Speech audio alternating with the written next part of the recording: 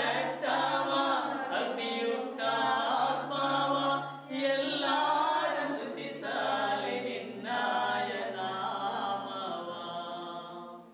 ಆರಾಧನೆ ಆರಾಧನೆ ಆತ್ಮ ಸ್ವರೂಪನೇ, ನಿನ್ನ ಸಿಲುಬೆಯ ದೃಷ್ಟಿಸಿ, ನಿನ್ನ ಸಿಲುಬೆಯ ದೃಷ್ಟಿಸಿ.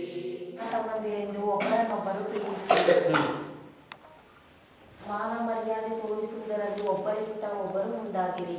ಓಕೆ,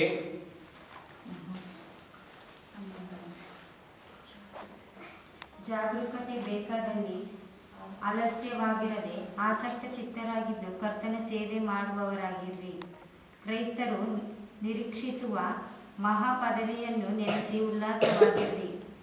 ಉಪದ್ರವದಲ್ಲಿ ಸೈರಣೆಯುಳ್ಳವರಾಗಿರ್ರಿ. ಬೇಸರಗೊಳ್ಳದೆ ಪ್ರಾರ್ಥನೆ ಮಾಡಿರಿ. ದೇವಜನರಿಗೆ ಕೊರತೆ ಬಂದಾಗ ಸಹಾಯ ಮಾಡಿರಿ. ಅತಿಥಿ ಸತ್ಕಾರವನ್ನು ಅಭ್ಯಸಿಸಿರಿ. ನಿಮ್ಮನ್ನು ಹಿಂಸಿಸುವವರಿಗೆ ಆಶೀರ್ವಾದ ಮಾಡಿರಿ, ಶಪಿಸದೆ ಆಶೀರ್ವಾದಿಸಿರಿ. ಸಂತೋಷ ಪಡುವವರ ಸಂಗಡ ಸಂತೋಷ ಪಡಿರಿ, ಅಳುವವರ ಸಂಗಡ ಅಳಿರಿ. ನಿಮ್ಮೊಳಗೆ ಏಕಮನಸ್ಸುಳ್ಳವರಾಗಿರಿ. ದೊಡ್ಡಸ್ತಿಕೆಯ ಮೇಲೆ ಮನಸ್ಸಿಡದೆ ದೀನರ ಸಂಗಡ ಬಳಿಕೆಯಾಗಿರಿ. ನಿಮ್ಮನ್ನು ನೀವೇ ಬುದ್ಧಿವಂತರೆಂದು ಎಣಿಸಿಕೊಳ್ಳಬೇಡಿರಿ. ಯಾರಿಗೂ ಅಪಕಾರಕ್ಕೆ ಅಪಕಾರವನ್ನು ಮಾಡಬೇಡಿರಿ. ಎಲ್ಲರ ದೃಷ್ಟಿಯಲ್ಲಿ ಯಾವುದು ಗೌರವವಾದುದೋ ಅದನ್ನೇ ಯೋಚಿಸಿ ಸಾಧಿಸಿರಿ.